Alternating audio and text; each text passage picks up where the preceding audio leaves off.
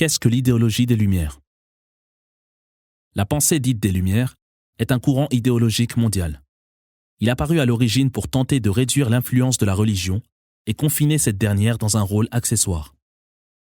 La visée de ce courant de pensée est essentiellement d'éloigner la foi de la sphère publique. Après son apparition 2 siècles avant notre ère, en quelques décennies seulement, il entraîna l'Europe vers l'athéisme. Ce mouvement s'est récemment manifesté dans le monde musulman en affichant les mêmes objectifs. Le but de l'idéologie des Lumières, en arabe at-tanwir, éloigner la religion de la vie des individus. Ce courant de pensée se distingue néanmoins fondamentalement de la doctrine athée, bien que leur objectif commun soit la promotion de la mécréance. En effet, les adeptes des Lumières ont adopté une démarche qui consiste au préalable à atténuer l'attachement aux sources scripturaires. Pour finir, cela peut effectivement conduire à l'altération de la foi et faciliter l'adhésion à l'athéisme. Pourtant, le projet des prédicateurs des Lumières est différent, dans la mesure où il ne consiste pas à promouvoir directement l'athéisme. Il ne s'oppose pas à l'islam tant que ce dernier demeure superficiel. L'idéologie des Lumières tolère ainsi l'adoption de quelques mœurs islamiques ou règles de bienséance. En dehors de cela, la religion doit être totalement privée de substance pour se limiter à un ensemble de pratiques rituelles. Par cette démarche, ce mouvement tente principalement d'assujettir la religion à la culture dominante afin qu'elle ne s'oppose en rien aux valeurs de cette dernière, aussi dissolue et dégradante soit-elle. Le courant des Lumières cherche à imposer une idée de la religion qui ne s'opposerait pas au communisme du siècle passé, ou au néolibéralisme actuel, ou toute autre perspective idéologique future. Par conséquent, et du point de vue de cette approche, l'islam représente pour les adeptes de cette pensée un sérieux problème. En effet, cette religion de vérité, révélée par Allah à son messager Mohammed, sallallahu alayhi wa sallam, s'immisce dans tous les aspects de l'existence humaine, sans exception. En outre, l'islam demeure inflexible face aux mensonges et à la corruption, et il condamne l'athéisme sous toutes ses formes. Cet islam, les adeptes du mouvement des Lumières ne peuvent en aucun cas le tolérer, car ils rêvent d'une Ummah qui n'enjoint pas le bien et n'interdit pas le mal. C'est d'ailleurs la situation dont nous a fait part Allah concernant les individus qui apparaîtront vers les derniers temps. Le messager sallallahu alayhi wa sallam a déclaré « L'heure ne surviendra pas avant qu'Allah ne fasse disparaître de la surface de la terre les vertueux. Il ne restera alors en ce monde que les dépravés qui n'encouragent pas au bien et ne condamneront pas le mal. » Les adeptes des Lumières souhaiteraient donc précipiter la venue de cette ère des ténèbres. Ils s'imaginent pouvoir apprivoiser toute la Ummah afin que les musulmans n'offrent pas la moindre résistance. Ces derniers se désengageraient alors et ne défendraient plus les principes de la charia. La nation de l'islam serait ainsi dépossédée du statut que lui confère la foi. Les musulmans deviendraient aussi insignifiants que, je cite, « la pelure d'un grain de son ou d'une date, et Allah ne leur accordera plus la moindre considération. » Fin de citation. L'heure surprendra alors ces individus, ceux qu'on aura domestiqués totalement et qui ne seront plus en mesure de distinguer entre le bien et le mal. La foi n'aura aucun impact sur eux et ils ne se soucieront plus de leurs croyances. Dans un tel contexte, ils seront alors prêts à adopter n'importe quelle valeur dominante, aussi pervertie et dissolue fût-elle. L'envoyé d'Allah sallallahu alayhi wa sallam a dit « Les gens de vertu disparaîtront l'un après l'autre. Il ne restera sur terre que la lie de l'humanité, comparable à la pelure d'un grain de son ou d'une date, au point qu'Allah ne leur accordera plus la moindre considération. » De tels individus n'éprouveront plus aucune indignation face au bafouement des interdits divins et ils ne s'en préoccuperont plus du tout. Dans une autre tradition prophétique, le prophète sallallahu alayhi wa sallam a annoncé qu'un Éthiopien aux jambes courtes détruira la Kaaba. Une variante de cette narration indique que l'homme en question démantèlera la Kaaba pierre par pierre avant de les jeter à la mer. Imaginez donc cette scène. On démontera l'édifice sacré pierre par pierre que l'on jettera ensuite à la mer et personne ne réagira, car ceux qui protesteront s'opposeront alors aux Lumières. Pour appartenir aux adeptes de cette idéologie, vous devrez accepter la destruction des lieux saints, ne pas afficher votre foi, ne pas vous indigner de la profanation des choses sacrées. Voici l'islam qu'ils tolèrent et qu'ils œuvrent à promouvoir. C'est l'islam laïque, dénaturé, qui n'exerce plus d'influence sur vous. Un islam au relent de bouddhisme. On sera alors heureux de vous voir assis dans une posture de relaxation et méditative pour vous ressourcer et retrouver l'énergie spirituelle dont vous avez besoin pour reprendre votre travail. Voici à quoi se résume la religion pour les adeptes du Tanwir, des Lumières, à la relaxation spirituelle. Ce qu'ils souhaitent, c'est la bouddhisation de l'islam. Ils veulent priver cette religion de sa substance. On peut s'étonner d'assister à la propagation de ce projet idéologique dans les pays musulmans.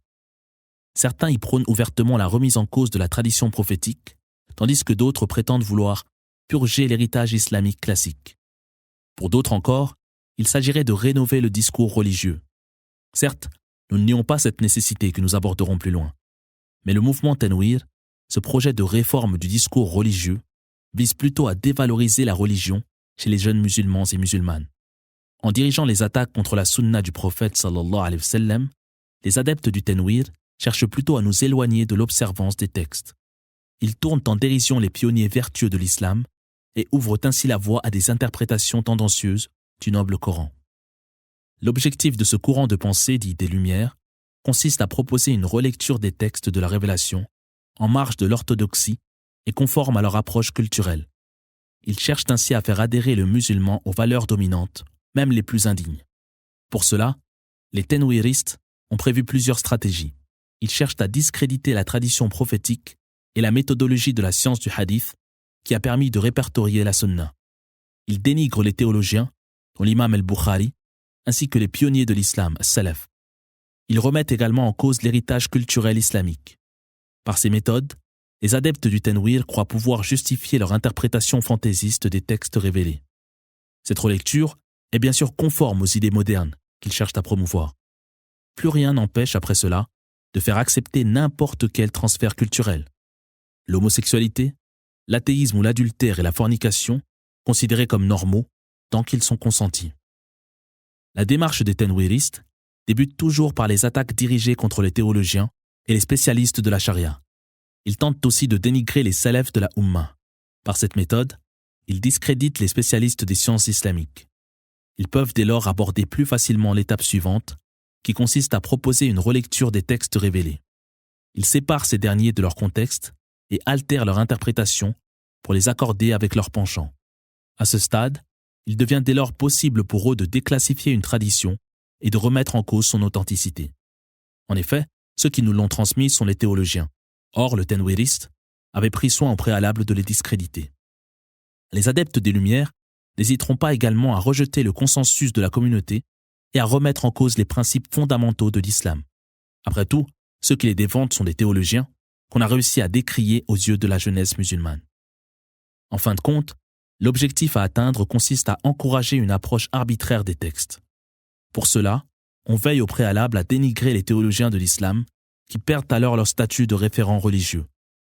C'est alors qu'interviennent les Tanwiristes pour proposer leur interprétation tendancieuse. On ne peut ensuite s'étonner que la religion soit malmenée par ces derniers et que la foi soit en péril. Le Tanwiriste adopte toujours une approche subtile lorsqu'il souhaite aborder le musulman. Il prétend vouloir épurer l'héritage culturel islamique, purger les ouvrages classiques et soustraire les musulmans à leur ignorance pour les entraîner vers la renaissance. Il affirmera qu'il ne désire que présenter l'islam sous son meilleur jour aux Occidentaux et rénover le discours religieux. Que de belles paroles. Celui qui les voit est impressionné par leur apparence et celui qui les écoute est séduit par leurs paroles. Sourate 3, verset 4. Pourtant, dans la minute qui suivra, ce même Tanwiriste rejettera les traditions prophétiques authentiques. Le motif de son rejet, de tels hadiths ne sont pas acceptables pour l'esprit moderne occidental. Après cela, il remettra en cause les principes fondamentaux de la charia, sous prétexte qu'il faut donner une bonne image de l'islam aux Occidentaux. Rien n'empêche pour cela de renier ce qui fait l'unanimité, car selon lui, la religion doit être épurée et l'héritage culturel purgé. Le Tanwiriste qui s'adresse à un musulman se comporte à l'insu de ce dernier comme un poseur de bombes à retardement. Ces dernières feront exploser son cœur, sa foi, et détruiront le rempart de l'observance des textes révélés et les fondations de son attachement aux principes fondamentaux de l'islam. L'adepte des Lumières agit avec une extrême duplicité à l'égard de son interlocuteur. Après des jours, des mois, sa victime se retrouvera au quotidien en proie au scepticisme, voire à l'athéisme. Le Tanwiriste pourra vous faire sombrer dans le doute au sujet des fondements de l'islam, reconnus par l'ensemble de la Ummah à travers toute son histoire. Il ébranlera la confiance que vous avez dans les spécialistes des sciences islamiques et il remettra en cause le plus authentique dans la religion. Vous commencerez à accomplir la prière sans recueillement. Puis progressivement, vous vous détacherez de la pratique religieuse et de la prière, de la foi et enfin de tout le reste. Le Tanwiriste Hassan Hanafi reconnaissait lui-même que le Tanwir est une opération de guerre urbaine. Vous déposez des bombes à retardement dans différents endroits et elles exploseront. Le Tanwir est une opération de guerre urbaine. Elle consiste à répandre des allégations ou de l'épuration du discours religieux. On rejette les traditions prophétiques authentiques et les fondements de l'islam reconnus de façon unanime sous prétexte d'œuvrer à la renaissance de la Ummah. Une fois qu'ils auront piégé votre cœur et votre foi d'allégations explosives, les tanwiristes vous assureront qu'ils détestent eux aussi les athées. Ils vous diront qu'ils craignent pour l'avenir de l'islam et qu'ils respectent le prophète Mohammed, sallallahu alayhi wa sallam. Ainsi, c'est en revêtant l'uniforme du musulman que l'adepte de cette idéologie va ruiner votre foi. Il s'avère donc 1000 fois plus dangereux que l'athée déclaré, car il agit au sein de la communauté islamique pour faire émerger le projet athée. Il tisse donc la toile de l'athéisme sur le métier de l'islam. C'est là que réside sa véritable menace. Beaucoup parmi la jeunesse n'ont pas conscience de cette ruse et se trouvent donc en danger face à ce qui représente une menace pour leur religion, leur foi et leur observance de la loi d'Allah. Le tanwiriste au sein de la communauté islamique incite donc à une relecture tendancieuse des textes révélés. Il ne vous dira pas, par exemple, que les boissons alcoolisées sont licites, mais il proposera des interprétations des sources en vue de faire paraître licites les boissons interdites. La différence entre lui et l'athée est que ce dernier déclarera ouvertement que la consommation d'alcool est tout à fait normale. Le tanwiriste opère donc au sein de la communauté islamique et facilite par son œuvre l'introduction de l'approche athée parmi les musulmans. C'est donc tout naturellement que l'adepte des Lumières rejette les traditions prophétiques ou le consensus de la Ummah admis par tous les musulmans de toute époque. Pour lui, les questions unanimes sont toutes sujettes à controverse. Pour remettre en cause les principes établis de la charia, il prétend que ces questions ne sont plus d'actualité. Sa démarche l'autorise ainsi à considérer tous les fondements les plus élémentaires de l'islam comme discutables, au nom d'une quelconque justification ou méthodologie. Le tanwiriste, en fin de compte, cherche à vider l'islam de sa substance, de ses fondements et principes.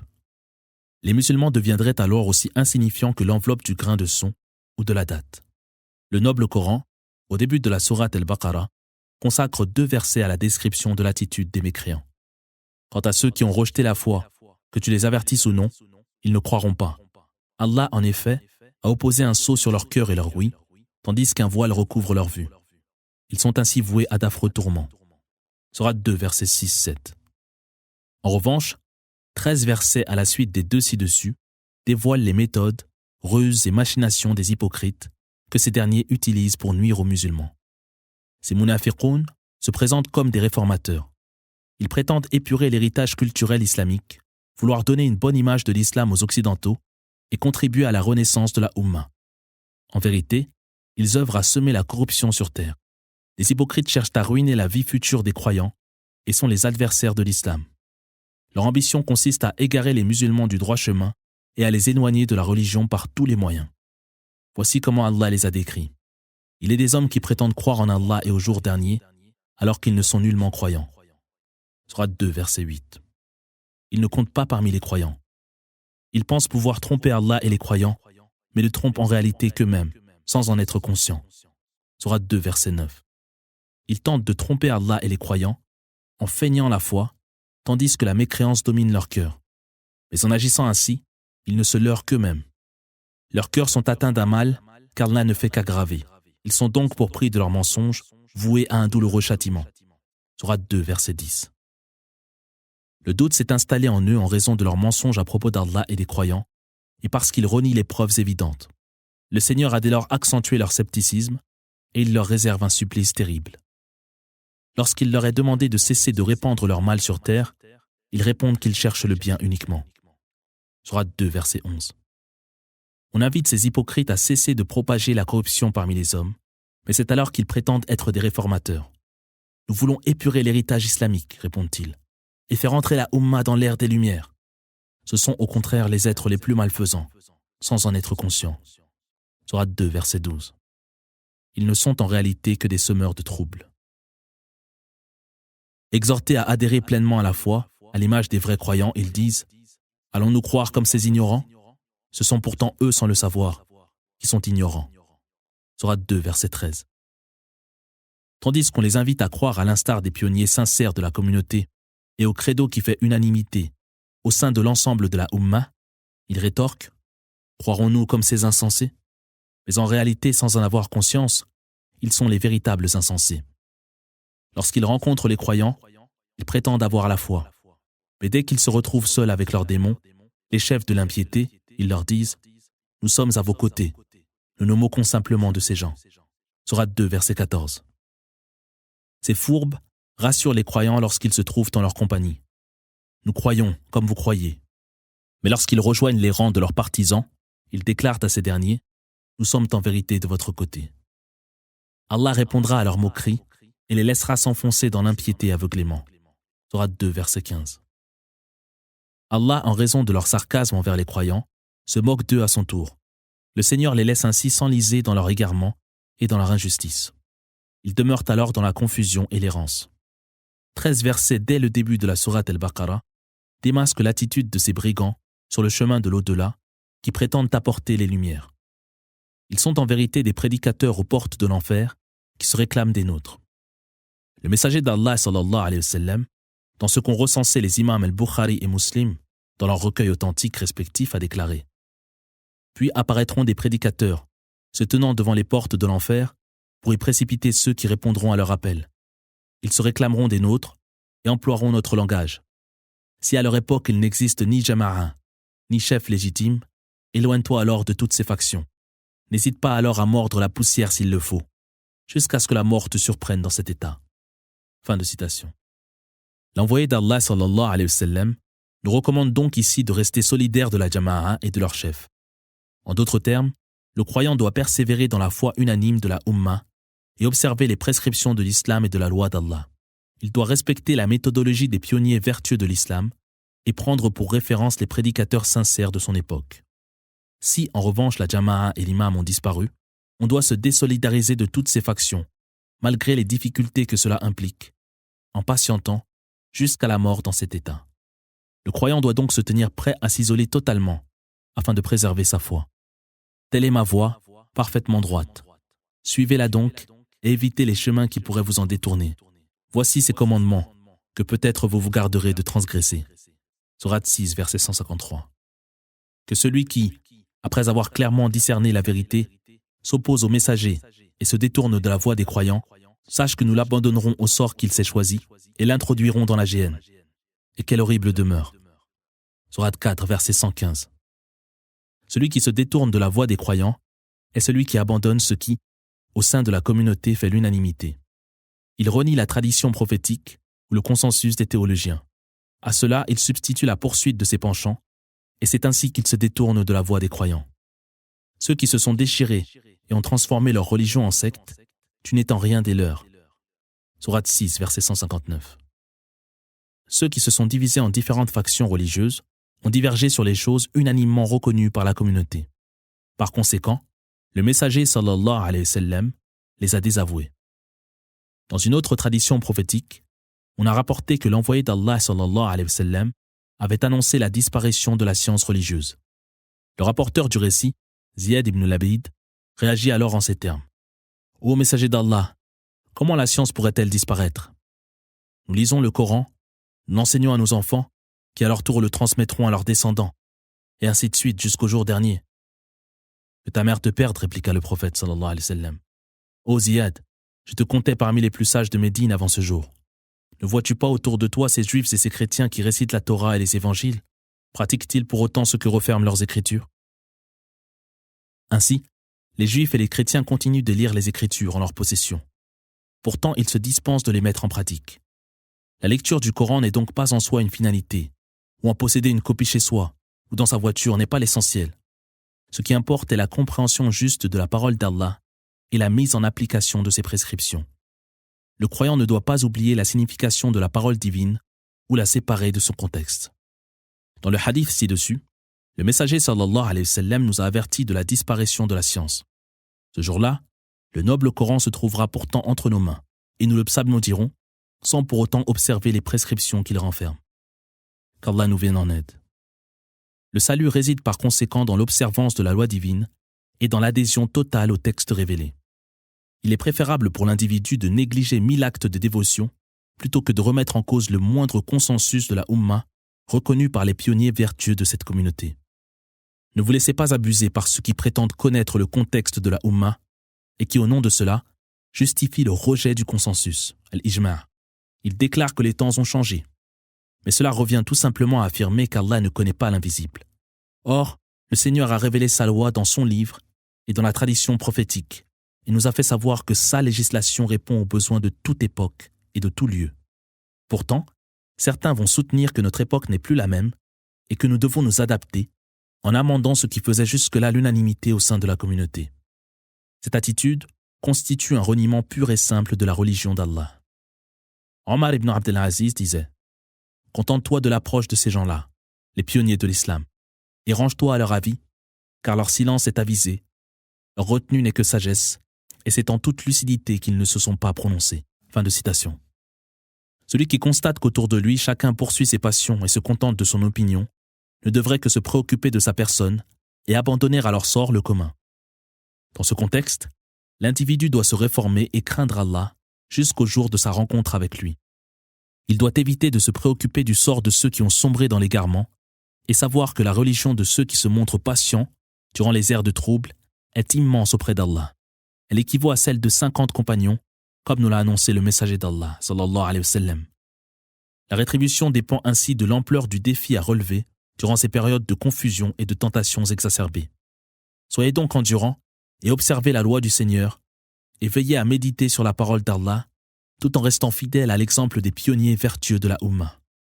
Celui qui patiente sera sauvé et se réjouira alors de la récompense d'Allah. Mais revenons à la description des caractéristiques des prédicateurs des Lumières qui se sont écartés de la voie des croyants. Les Tenwiristes affirment de façon soutenue que tout individu de bonne moralité sera accueilli au paradis. Ainsi, en supposant qu'ils croient vraiment au paradis, le chrétien, le juif, qui ont rejeté la révélation d'Allah, ou l'adorateur d'idoles, aussi longtemps que leur mœurs restent louables, sont tous des gens du paradis. Les Tenwiristes considèrent donc que la bonne moralité élève le statut de son détenteur, quelle que soit sa foi. Ils attribuent alors un titre d'accès au paradis à ce dernier. On nomme la doctrine détestable qui encourage cette démarche l'humanisme. Elle consiste à promouvoir les droits de l'homme au détriment des droits d'Allah. Bafouer le droit divin à la dévotion exclusive devient alors banal, aussi longtemps que les droits de l'individu sont préservés. Ce dogme dit de l'humanisme est apparu chez ceux dont le cœur est privé de la présence divine. Les adeptes de ce mouvement ne se préoccupent pas des atteintes portées à la religion ou du reniement du Créateur. L'essentiel pour eux est de ne pas causer de tort à l'homme. Nuire à l'individu serait donc pour eux inacceptable, mais ruiner la vie future de l'homme et propager des allégations contre la foi pour inviter les gens à la mécréance relève de la liberté d'expression, qui est ce dont personne ne peut vous priver. Entraîner les personnes vers la perdition dans l'autre monde ne pose aucun problème. Pourquoi ? Car les humanistes ne croient tout bonnement pas à la vie après la mort. Telle est la doctrine de l'humaniste qui place sa foi en l'homme au lieu de croire en Allah, ses messagers, ses livres et le jour dernier. Notons que l'humanisme représente une branche du courant de pensée dit des Lumières. On peut d'ailleurs s'interroger sur cette croyance aux droits de l'homme dans un monde purement matérialiste, dans lequel, selon les humanistes, il n'existerait ni créateur, ni monde de l'invisible, ni jour du jugement. Comment peut-on avoir foi en l'homme lorsqu'on perçoit le monde ainsi ? En effet, le terme « homme » relève de la métaphysique. Ce concept appartient à un autre monde, et non au monde matériel. Dans l'univers des athées matérialistes, l'homme n'existe pas. Cette créature pour les non-croyants n'est qu'un animal évolué dont l'existence ne diffère pas de celle des parasites intestinaux, selon l'expression de Francis Fukuyama. Le vocable « homme » ne fait référence à aucune réalité dans le monde des athées. Lorsque l'homme renie son créateur, il renie par la même occasion son humanité.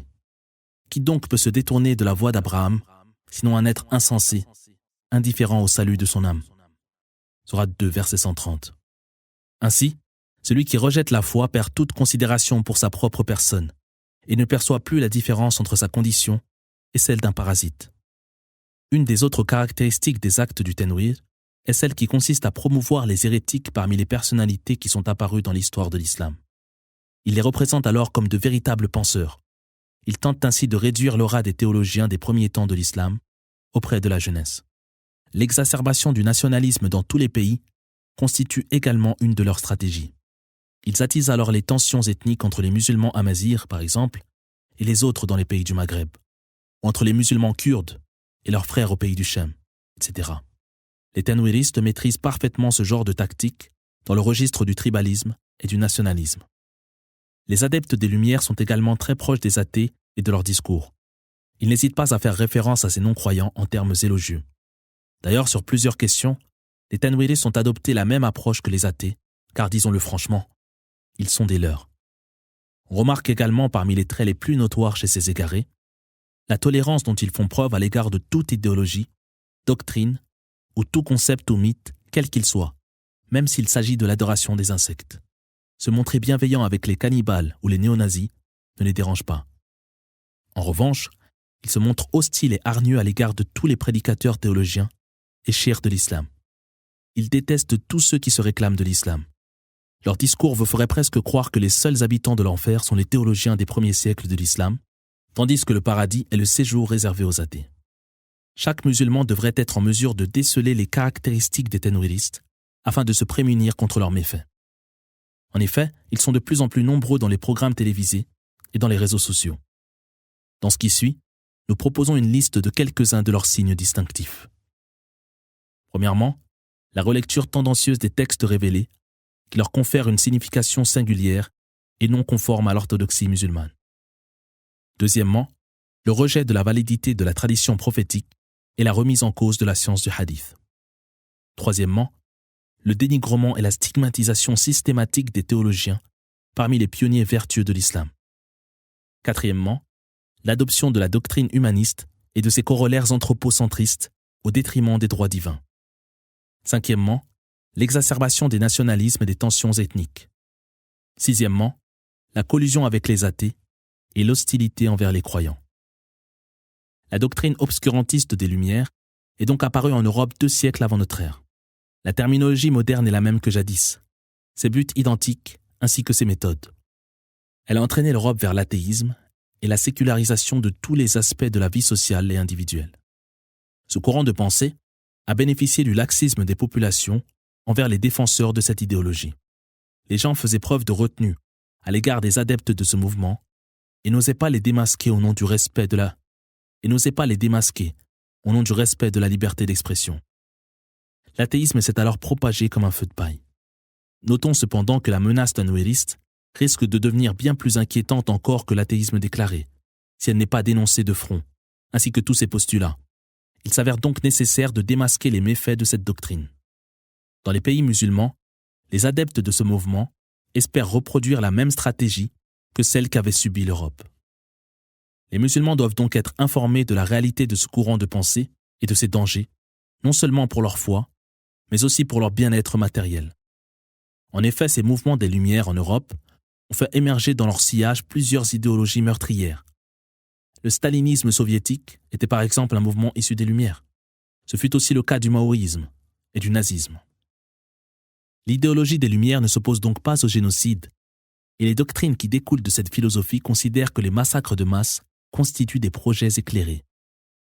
Hitler, pour ne citer que lui, désignait les génocides des races inférieures, selon ses termes, de douche pour débarrasser le peuple allemand de la crasse qui s'est agglutinée sur lui.